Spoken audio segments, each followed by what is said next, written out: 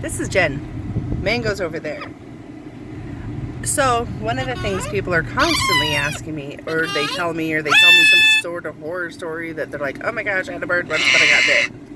Or they're like, aren't you scared she's gonna bite you? Well, listen. I can't zoom in on this mode.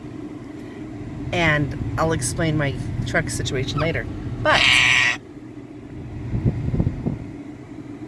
remember we talked about the fact that she has an attitude and opinions the size of Texas? Well, anyway, I was getting some food for her and she got super excited, and I touched her beloved box, and anyway, long story short, one thing with birds is that it's not if you get bit.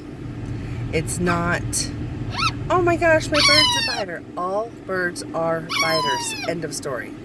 Some bite less than others.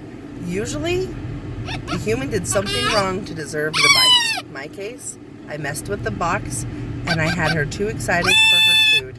And she'd gotten all riled up because we'd been doing videos and having fun and playing and whatnot. And so I didn't pull her away from her cage because she gets cage aggressive. Most parrots do. And by her cage, I meant her car seat. This is her car seat. We'll go into that later. Anyway, yeah, you like your car seat? I might flip this around after this video and talk to you about her car seat. Yeah, would you like to do that? You want to come over in the video, don't you? Yeah, I know. No! So anyway, my point is, all parrots are biters. And I got bit. And it bled like crazy. And so I'll show you what this is like. Not to gross anybody out. So this is just a little bite here. Where to go? Right there. You can see the imprint of her mouth on the top and the bottom of her beak. Usually the bottom, which is the one that's not bleeding, is usually the worst bite. But this time she punctured me really pretty good with her top beak. And you can see it was quite the bleeder. I had blood completely running down my arm. Bandaging yourself up alone on the road is not always the easiest task either. But it really hurts today. Anyway, it's fine. You can ease the pain of a bird bite by ice, because I think a lot of the damage is from she wants in the video. Is a lot of the damage and the pain is caused by bruising more than actual puncturing. So it's just one thing I've noticed is that ice is tremendously helpful, and hopefully, I just realized the air was blowing on the microphone, and I hope this still works. Anyway, that's it for today. Just remember that it's not if you get bit, it's when and how hard and what you did wrong. A couple little things. Do you see these scars right here? Totally from her. She's swung from my nose. She's bit my lip.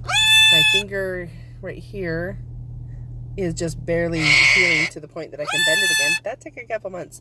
That was a bone bruise. And a bleed. It bled and then she locked onto the bone and bruised it pretty good. It really, really hurt. I went through an entire box of tissues trying to stop the bleeding on that one. Anyway, but usually I've done something wrong. Usually the times that I get bit the worst are when we are playing, when one of us have been distracted.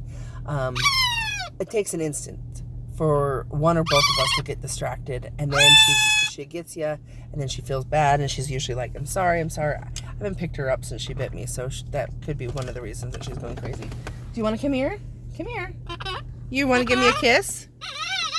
Are you sorry? Yeah. I'm okay. It just hurts. It just hurts. It's okay, though. Now she's happy that she got to apologize. She's a good girl. I'm very grateful for her. Even when she bites me, you don't give up on your parrots. It's a lifetime commitment. If you're not willing to commit to a toddler for the next 100 years that bites, don't get a parrot. If you are, get a parrot. It's pretty fun. But, roses and thorns, they grow together too.